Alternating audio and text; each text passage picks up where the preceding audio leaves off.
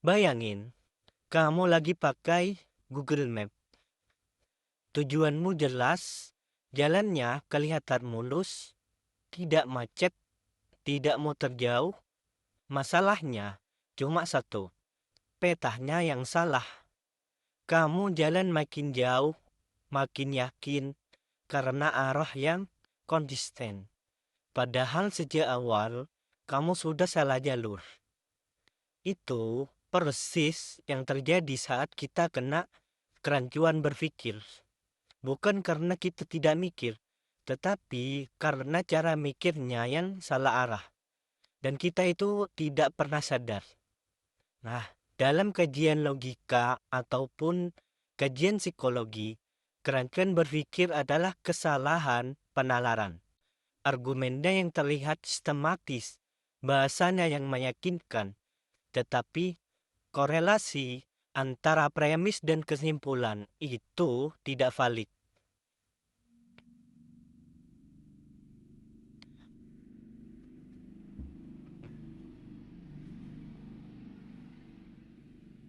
Kerancuan berpikir ini sering disebut logical fallacy, yang mana masalah utamanya itu bukan pada niat ataupun kecerdasan, melainkan pada cara menyimpulkan realitas. Dan ini penting, kerancuan berpikir tidak terasa salah saat dipakai, justru terasa paling masuk akal. Yang pertama, yaitu ada kerancuan formal. Ini jenis yang salah secara struktur logika. Contoh sederhananya, kalau hujan, jalan basah. Sekarang jalan basah, berarti pasti hujan. Nah, logikanya itu cukup rapi, tetapi salah. Jalan bisa basah karena banyak sebab. Ini kesalahan menganggap akibat sebagai sebab.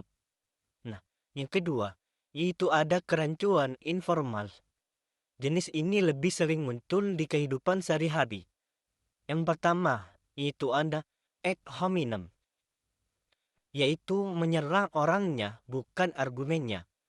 Misal, ngapain dengerin dia, hidupnya saja berantakan.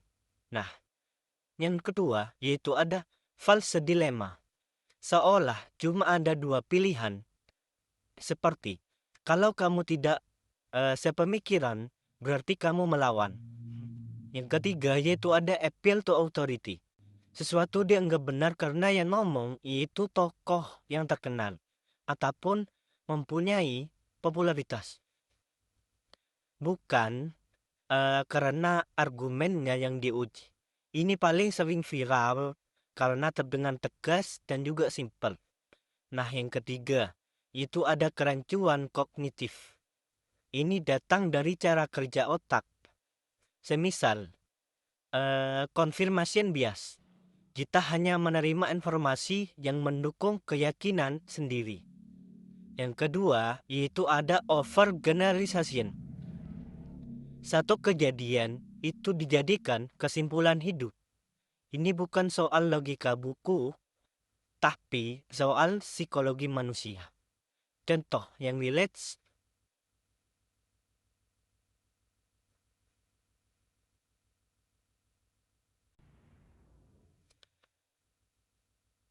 yang pertama, aku gagal sekali.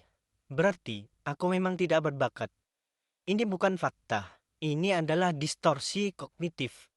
Kegagalan satu kali tidak cukup untuk mendefinisikan identitas. Nah, yang kedua yaitu ada contoh, kalau dia benar-benar peduli, dia pasti paham tanpa aku jelaskan. Ini adalah asumsi emosional, bukan realitas. Kita menuntut orang lain membaca pikiran, lalu kecewa sendiri. Contoh yang ketiga, mayoritas setuju berarti pasti benar. Ini adalah contoh dari appeal to popularity.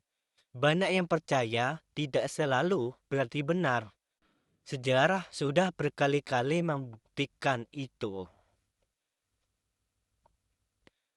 Adapun impact bagi sosial dan juga akademik. Kerancuan berpikir tidak berhenti di kepala kita, Dalam ruang sosial, ia melahirkan yang pertama, yaitu debat tanpa ujung. Yang kedua, melahirkan popularisasi. Yang ketiga, saling curiga. Nah itu. Adapun dalam dunia akademik, kerancuan berpikir sering bikin analisis dangkal.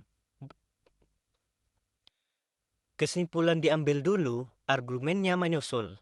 Akhirnya apa? Tulisannya yang terlihat ilmiah, tetapi miskin refleksi kritis. Kenapa ini penting disadari? Berpikir kritis bukan berarti kita tidak punya prinsip. Justru itu adalah sebaliknya. Ia membantu kita memegang prinsip tanpa membutakan diri, menyadari kerancuan berpikir berarti berani berkata, keyakinanku bisa saja keliru.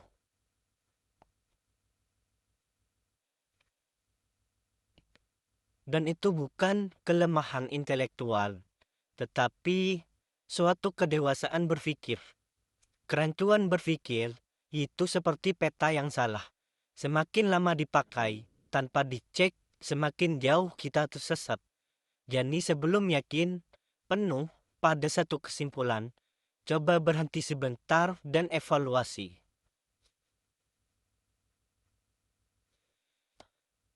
Apakah ini hasil nalar yang sehat atau hanya kerancuan berpikir yang terdengar rapi? Karena berpikir jernih tidak selalu membuat kita nyaman, tapi hampir selalu membuat kita lebih adil pada diri sendiri dan orang lain.